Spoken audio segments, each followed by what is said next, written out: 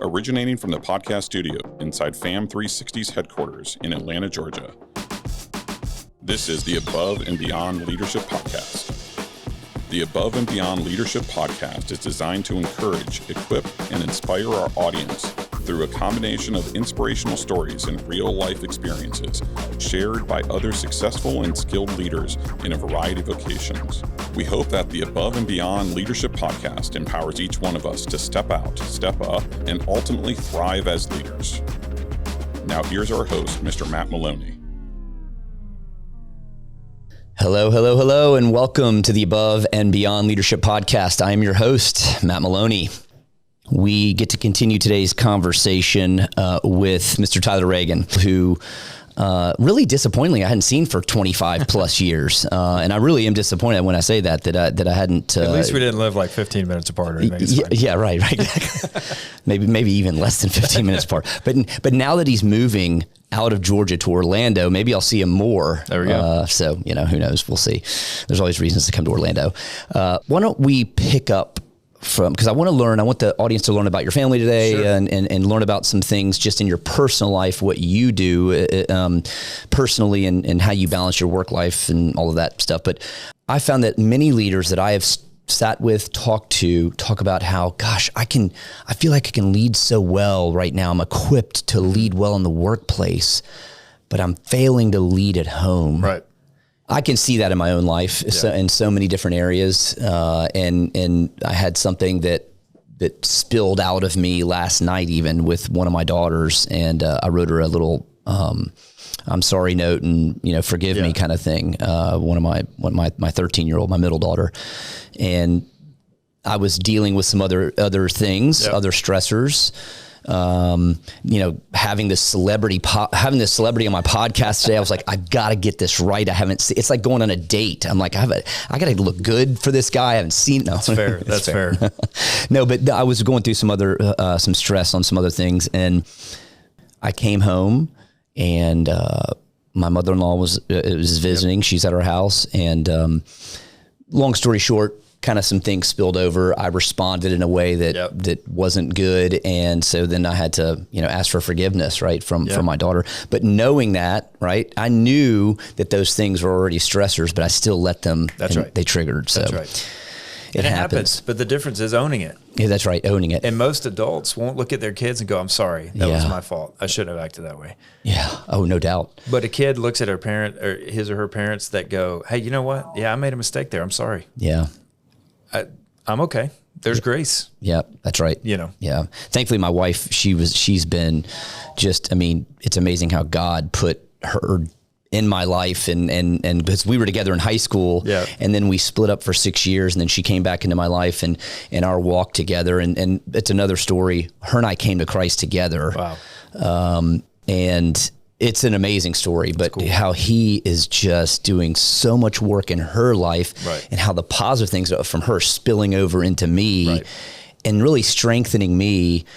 In some cases, I don't like them, but in some cases, I do, but it's great. So we all have our struggles. I think that is, and I have found, and I'm curious what you have found, there's so many other dynamics. I just don't know how to get out of my own way. I'm curious if you've seen that and with some of the pastoral leaders and other people that you've coached and led. Talk to me about that. Yeah, no question. Andy Stanley that I worked with for a decade, he always said that we're not going to sacrifice our families on the ministry of altar or the altar of ministry. But so many do. Yeah. And a big part for me was I wanted my kids growing up loving the church, not hating it because dad works there and he's there all the time. Right. So there's balance there. I think one of the challenges in this day and age, again, Gen Zs and millennials are the first generations that came out of college going, I'll make less money to be a part of something that matters. Sure. So they have so much more purpose-drivenness, without a doubt, cause-driven, whatever. Yeah. And so what you're watching is the challenge with like even when you're doing like 10-10 Project and different things that have a massive purpose or cause behind them, you can quite often justify away crappy behavior, crappy discipline and stuff because you're going, but look what I'm doing. There's merit here. This is important. This is valuable, right? And you go, yeah, but you're showing it. You're modeling for us what health looks like. Sure. I remember Josh and I, when we started this thing, it was right when COVID, we're sitting in my driveway 6 feet apart in lawn chairs. And I said, Josh, you realize if we do this, we've got to fight for health. I write about that in Life Giving Leader. I have a chapter on health. Yeah. And I write in the first part, I don't want to write this chapter because there's accountability when you put this on paper. Sure. Oh yeah. Right. And I love sweet tea and Coke. So there's that, right? There's a truth though, when you're trying to push people towards an ideal, a better life or whatever, that if you're not doing it yourself, it doesn't work. It's like a financial advisor that doesn't have good finances. Mm-hmm. Like there's a problem with that. So when it comes to leading my family or being a part of I love the idea of mutual submission, and I learned that again from Andy. There's so many times I use this in regular business coaching because people are like, well, I need to know who reports to who. You do, but how many times in my 20 years of marriage have we gotten so down to a decision where we just can't decide together that I've got to step in and lead the family? I honestly don't remember any. Yeah, there have been times where I'm leading, like this move to Orlando. I wouldn't tell you this is Carrie's number one choice. But we as a family, after working on it, praying through it, looking at all the sides, I did hear from a friend years ago. He said one of the things he learned raising kids was invite them into those God decisions. Sure. And so we've processed this with our boys. A few years ago when I left the organization I was working for, that's when he had told me that. And I remember driving with the boys and I told Kara, I was like, I want to talk to them about this. Because I didn't have a model of God decisions being processed with me. Growing up. Nor did I, right? Right. Mm-hmm. And so I want my kids to see what that could look like in their life. Mm-hmm. And so, of course, they were like, 8 and 10 or something. And I said, hey, guys, I'm leaving this. I think I'm going to do my own business or whatever. And they were like, oh, does that mean, we're not going to get to do this anymore or whatever? And I was like, yeah, and then they go, okay, cool. They were done. Whatever. That was it. But here's what's crazy. That was in April. In June, which is my birthday, my oldest created a birthday card for me. And in the card, he said, Dad, I love you. Thank you for sharing. Thank you for leading our family in God decisions. Oh, and man, it was just that's so even we're moving to Orlando. God working through him to speak back to you. It is, because even this move to Orlando, it's not for 3 years now, I've been working with 3 or 4 organizations in Central Florida, and they're all like, when are you just going to move here? I'm like, I don't really want to. It's Central Florida. Yeah. Georgia's pretty. Yeah, right. Let's be clear. The architecture it's flat in Central Florida. It's always hot. I do like year-round golf. I'm a fan. Okay. So, but anyway, it's a sacrifice. It was just part of the reason we were like, I don't like. And then God's just kind of been doing this thing. So even in this decision, I wouldn't say all 4 of us are, because everybody's like, are y'all excited? And you just see it's a tempered excitement. Yeah, it is a faith decision that we really believe God's calling us to do. But it doesn't take away the reality of we're leaving friends that we love, some in this room. Of course. That we're leaving places that matter to us. Yep. But what's true about it, and watching generations before us, my parents would never make decisions like this. Yeah. And it blows their mind that we do that. Yeah. And yet we're going, but we're also not going to just sit somewhere because we're comfortable. That's right. We feel like if in this faith journey, and so I process this with the kids. They've been a part of this. I made it very clear to them. And this is all part of leading family, I think. Yeah, it completely is. Sure, yeah. I remember telling the boys, because we took them down, they shadowed at the school we're going to go to. We brought them into the conversation early on. But I looked at both of them. I said, hey, we want your opinion on this, but it's not your decision. Yeah. It's not your decision. But they needed to hear that. Yep. Because I very well me and their mom might make a decision that is not what their opinion was. Right. But I do want them to be a part of the conversation and the process, because then when we go, they were equally a part of this conversation. You know what I mean? Yeah. So that's a huge piece for me, is bringing our kids into the decisions we make that are appropriate. Yeah. And letting them speak into that, because when they get married one day, they're going to have a template for what that might look like. Yeah. Well, you just modeled there a model inside which is inside the workplace, and there's kind of for our organization, there's kind of 3 decision examples or silos, if you will. Decision by committee. Yep. We're going to bring everybody in. Decision by opinion. I want your opinion, but I'll make the final decision. Right? You don't get to make the decision, but I need to, or just. I got to make this decision. Yeah. This is the decision, right? And so you're modeling that in your own home. So this is a great segue. I want the audience to know a little bit about your family. You've already been sharing about them, but tell us, but before you talk about your wife and your kids, talk about where you were born, where you grew up. What did it look like in your childhood inside of your home, and then talk about your current family and maybe contrast that a bit. So I grew up with an older brother. He's 2.5 years older. He lives in Korea now. He's been teaching at international schools for, 15 years now. His wife is from China. And so they've taught in China and Korea and Bermuda in the States for a little while. That's cool. Their 2 boys are about the age of our kids, but they speak Mandarin, Korean, and English fluently. That's amazing. I can barely speak English fluently. So it works out. But, we both grew up in kind of that Stone Mountain area for most of our childhood. And Atlanta's a great place to grow up, man. We enjoyed it. We loved the culture here. We loved the climate here. Yeah. I grew up playing soccer most of my life, and I really wish I'd learned to play golf early, but I didn't do that until really high school and college. Went to the University of Georgia, and that was a great season of life. Probably one of my favorite seasons of just the single, Sure. I just love college. But all of that was very connected to some faith organizations I was a part of. And I remember so much so that my parents, mid-college, called me home one time, or because they grew up around church, but it wasn't central to the day-to-day life for them. Sure. And they were concerned that I was too involved. And I remember saying to them, I was like, this is who I am. And even when I wrote these 2 books, I remember, and it's a Christian publisher I use. It's Penguin Random House's Christian imprint. But I remember saying they were like, how much faith do we put in it? And I was like, my whole leadership journey has been faith-based. And so that's all I know. I mean, I can write it. I could write this without the faith elements, but at the end of the day, that's not who I am. No. And so I grew up around it again, but really college was a where it took fire. Season. Yeah, that was him.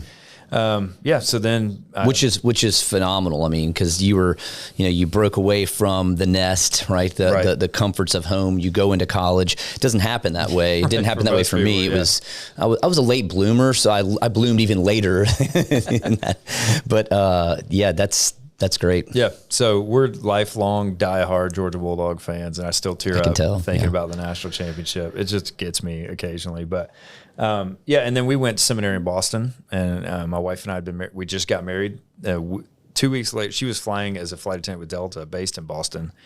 We got married 2 weeks later. Wait, how did you meet her? I missed that. At Georgia. Okay. But she grew up and went to Parkview, our rival high school. That's right. At every single possible athletic opportunity. That's right. And so we met at Georgia. Well, wait a minute. We beat him in tennis, though. I wouldn't know that. That was the unfortunate part. None of us knew that, Matt. And so we met at Georgia, and really were just really good friends for a long time. And then it just kind of progressed from there. I broke up with her twice at Georgia. Still can't tell you why. Her friends still hated me for that season. I still hated myself for that season. Sure. But God was good, and ended up being a youth pastor for an Episcopal church, which is hilarious in so many different ways. Anyway, went to seminary in Boston. We got married. 2 weeks later, we drove to Boston after our honeymoon, started seminary, and a week later, she flew Boston through New York to LA the morning of September 11th.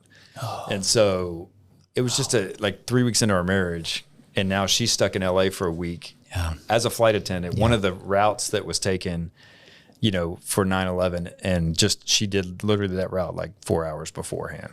So it was a really fascinating early season of marriage, She ended up taking severance and becoming a manager at the Pottery Barn up there in New England. The Pottery Barn. And so we loved our time up there. I don't like cold weather, but Boston is an incredible city. Yeah. We love living up on the North Shore. So we did that and came back down here, and have been working in churches and stuff since then, and then ran a national organization that John Maxwell started called Catalyst Conferences, and we did that for a few years, and then just been doing this. So families, that's kind of the crew. We have 2 boys. They're starting high school, middle school this fall, so that's part of the move for us. It goes fast, doesn't it? Window to do it. Yeah, it's just crazy. I know. It's crazy. So, but I love our kids, and that's our family. Carrie and I have been married it'll be 21 years in August. Congratulations. Thanks. That's Pretty great. crazy. I don't feel old enough for that. Yeah. But based on all of our conversations today, we I are old enough for I know. that.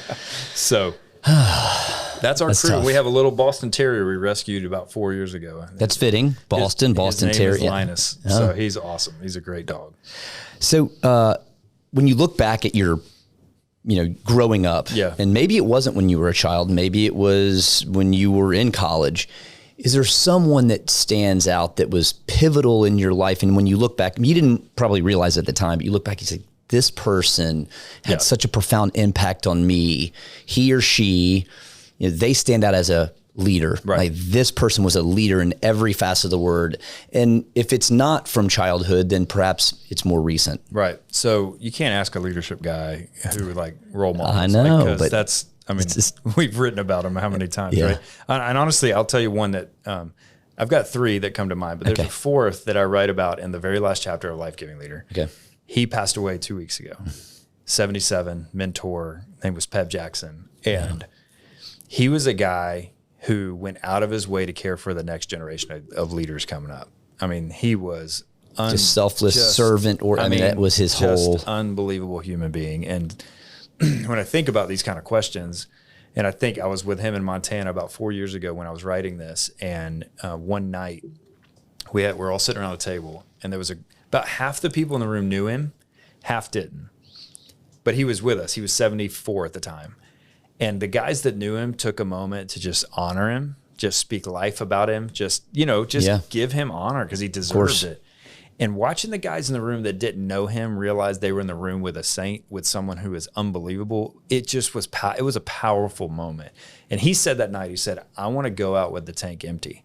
And man, did he ever. He ran hard until the tank, he fought cancer for 10 years and loved culture, loved espresso, loved good coffee, loved fly fishing more than anybody I've ever met in my life. His fly fished literally the best places in the world. Oh, yeah. But the way he loved culture and infusing that in the next generation, like myself, he did not have to spend time with me, but he did. It just, that kind of thing. The other 3 people that really... Isn't it funny isn't it funny that we don't realize, the older generations, of course, when we're younger, even my kids say, Dad, you don't really know what you're talking about on this, right? But, as we mature and we go through, there's so much that there's so many things that I have garnered from my father and my mother, who, when I was younger, maybe reluctantly was like, for sure. But now I'm like, oh my gosh, that was such a great lesson. Right. But being able to sit around people like Peb and others where they just speak into you and willingly are pursuing you. Yep. It's a dream that when I'm 75, I'm sitting in Montana and a group of guys that I've impacted says that. And but the 3 people for sure, my granddad was a fire chief in Atlanta. Okay. And really I spent summers with him. He was he still is the person that I want to model my life after in terms of the way he carried himself, the way he loved people, the way he loved my my mom, and the way he loved us as grandkids. Like he just, there's something about him. I just loved him dearly. The first 2 funerals I did as an ordained pastor were both my grandmother and granddad. So it was pretty interesting and hard, but amazing at the same time. The second one, we went to high school with our teacher, Coach Vandervelde. He was a tech ed teacher. Yeah. I would come hang out with him while he was building his house, and he would talk about Jesus and how to build and all these things. Well, I'm still in touch with him to this day. Wow. I was going to ask that. Yeah, he guys like David Platt, who's had a massive impact in the Christian world, he mentored him as well. And like he never hid from his faith, but he wasn't pushing it on anybody. Sure. But he just found ways to mentor us as high school kids, and it really made a massive impact. And then in college, our campus pastor, Tom Tanner, just poured into me a lot. I remember when I graduated, I stayed and interned. And this is right after I'd broken up with Carrie, and he and his wife Melissa really loved Carrie and cared for her. We had our end of the year intern review, and he looked at me. He goes, "Man, you're an amazing leader. You need to get your relational crap together." But I'll never forget that because he cared about me enough to say that. Yeah, and he was right. Of course, he was right. So those are 3 that come to mind. I pulled different things from all 3.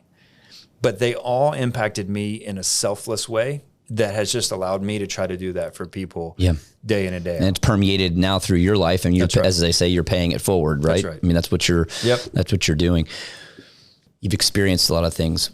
Is there something, as you look back, that you're most proud of? I remember reading George W. Bush's memoir, Decision Points or something like that, right after he had finished. And he said this thing, he said, what he was most proud of during the presidency is the guy that walked in is the guy that walked out. And there's so many chances for that not to be the case. That's right. The last 6-7 years has been harder than I ever would have imagined from leading different organizations, different things we went through. I think what I'm most proud of is that same concept, that I still think I'm the same person in a good way. Sure. Like my identity is intact. My truest self is intact. I know myself. Yep. You know, for years you hear that comment, know thyself to lead thyself. Yes. And I know who I am, man. And that's my heartbeat. I think the most life-giving leaders are okay with who they are. And they lead from that place. So one of the things, like when I wrote the first book, I remember thinking, I want this to be something that feels like you and I sitting down and just talking. And one of my friends, first person I know that read it that didn't have to, I asked him, I was like, what do you think? He goes, I felt like I was just sitting at a table and you were just talking leadership. And I was like, boom. Well, that's a win, you know? Like, yeah. When I talk about integrity, I always talk about integrity in the sense of consistency. I've worked for a lot of leaders that have a work personality and a home personality. Yeah. And I'm not a big fan of that. I think that's a lack of integrity. Right. So when we talk about by definition, it really is. If you look at that's part right. of it, that's right. When you talk about the integrity of a bridge, yeah, you want to know that it's going to do exactly what it's supposed to do from beginning to end. You got it. And the same thing with leaders is I want to know who they are. They're going to have bad days. You're going to have mistakes. Yep. But if I can trust who you are because your integrity is intact, you're consistent. Yeah. Then I'm able to lead you. I'm able to be led by you. I'm able to be a part of an organization. And a lot of leaders are okay with that discrepancy. And I'm just not. Yep. And so my prayer has always been that the guy that's sitting here with you right now is the guy that's sitting with my friends at dinner last night, is the guy that plays golf with whoever. I just want to be that guy. Yeah. And the other piece is that my boys have a model. I pray that they have a role model that they're proud to be a part of, you know, or to be huge in family with. Yeah. So, well, I can tell you just from sitting here with you, I'm confident that that's the case. All right. 75% of the time. Yeah. 70. Wait, well, nobody's Jesus. That's right. That's true. Okay. I'm going to get to 80. Yeah, I got to get to 80. That's right. Is there a life motto, a scripture, a quote, a creed, something, maybe you don't necessarily live by it, yeah, but maybe it's something that resonates with you and sits with you and is perhaps, maybe it's a guiding compass. I don't know. Yeah. I have multiple, which is a problem. One of the things, like, and again, we're back to raising my family. My kids know, take sports, for example. My oldest, he knows I'm never, ever going to get on him for a bad game points, a bad game assist. Yeah. I'm going to get on to him if he didn't lead well on the court. Right. If his character was, like, if he wasn't a good sport. Right. And yeah, we had one game back in the winter for basketball, and he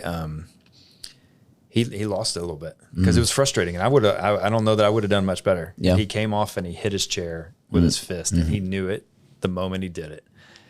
And my wife I had to keep from running across the court because I think she was about to grab him.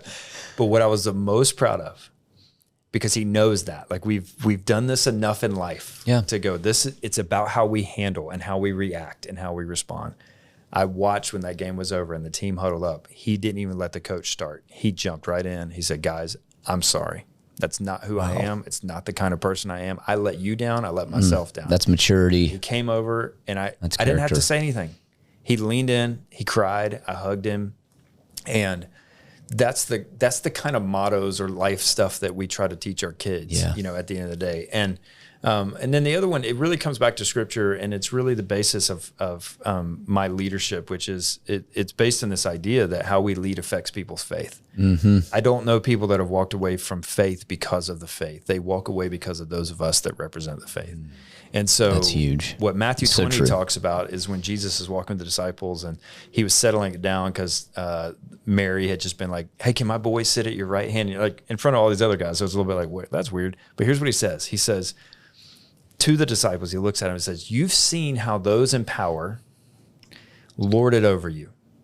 How you know, a little power goes to their heads. Yeah. What he's saying is this is what the world is going to do. We've all experienced it. And it's one of the few times in scripture that there's a very clear, this is what the world does, but this is, if you follow me, this is what we're going to do. Yeah. And Jesus literally says, not so with you. If you're going to follow me, you're going to be a servant. Yep. You're here to serve, not to be served. That's the foundation for everything I try to do. And I've just learned a long time ago, if you just choose to serve people, it's going to go well for you. Yeah. For you personally. It's true. And in the business world, and whether it's theologically rooted, or whether it's just principle. It's principle, right? And we talked about leading with the heart, and part of that is leading with humility, right? You want to be able to sit with people and connect with them, and that's going to draw them in, right? Or you're going to do something that's not good, and it's going to push them out. Yep. And that's how you steward your influence. It's the same way with our children. Yep. It's really the same way with any relationship that we have. Yep. So you could go back to your younger self, and I think the audience, this is really important for the audience. Yep. What type of advice, as with all the things that you've experienced in your life, the leaders that you've walked with, that have spoken into you and that you've led, what type of advice would you give your younger self looking back? Yeah, I talk about this all the time, that the earlier you can become self-aware, the better. So young leaders that I teach at school or whatever, I really harp on emotional intelligence, because if I'd learned who I was at my core, my wiring, the way I process, the way I think about things, the way that things matter to me and don't matter to me, the way that things come up from my past. If I could have self-awareness, and what's beautiful is with the Enneagram being so accessible and Myers-Briggs and DISC and whatever, we can get there a lot faster. Sure, absolutely. Those are definitely vehicles that can help unpack a lot of stuff. And it would have saved me a lot of pain. Yeah, sure. And so what I try to tell young leaders, especially if I were telling my young self this, is learn that quick. But here's the thing I teach a lot of college students, because most college and high school students, they want to be there already. Yeah. And they're coming out of college wanting the job, the dream job. And you're going, guess what? That's not real. No. What I tell them is you can work on now your character. That's the thing you can build now that'll last you then. It takes years to build and moments to lose. And so if you don't start working on that now at a young age, it's not going to last. Yeah, Don't try to figure that out at 40. Yeah. Figure it out at 18. We live in a world that everything is instant gratification, right? Probably started with the fast food restaurant, and now it's in our hands, right? Yep. Character is one of those things. There's no instant. There's not. There's a sanctification, there's an evolution of that as you build that character, and it's through life experiences. It'll keep you in the game. And it'll keep you in the game. Yep. At the end of the day, and your life is done, a life well lived. Yeah. What do you hope that your family, the next generation of your family, says or talks about when they say and talk about Tyler Reagin? I think I would just want them to say that he gave life to other people, including them. Yeah. That he spent his days trying to make them better. Yeah, and that's good. I'd be happy with that. And I'd love to be sitting in Montana with a group of guys like that said that, because I like Montana and I like fly fishing. Who doesn't, right? It's a pretty awesome space. It's a pretty cool space. Tyler Reagin, you're a life-giving leader. Yeah, thanks. You've lived a life well lived. Congratulations on all the things that you've done, the things that you're doing. I'm excited to hear about the next chapter of your life. I know you're also writing or you're in the process of starting to write a third book at some point, right? Why don't you tell the audience real quick before we depart where they could find information about the 1010 Project and also about your books? Yeah, you can just go to tylerreagin.com. It's REAGIN for really information on the books and content if you ever need consulting or anything like that. 1010 Project's the number 10, the word 10 project.com. We're doing business leaders. So 10 and then TEN. Yep. Project. Businessmen, businesswomen. It's just we're trying to create some community that's safe for people to really grow in their wellness and their health. And so those are spaces. And then on Instagram, just at Tyler Reagin or at 1010 Project. Got it. Hey, man. It's good to see you. I'm so glad we reconnected, seriously. And I look forward to spending some more time with you. Thanks again for joining us on the Above and Beyond Leadership Podcast. As we go out on our daily journeys, I hope there's opportunity for you to lift others up to go above and beyond. Thanks, guys. Bye-bye. Our executive producer and host is Matt Maloney, President and CEO of FAM360. Strategic Communication Coordinator, Michelle Ducato. Production Assistance by Tin Dog Studios. Director, John Berland. Creative Assistant, Whitney Berland. Theme song, Connecting Dots by Curtis Cole, provided by Artlist. Please subscribe today and don't miss any of our weekly episodes.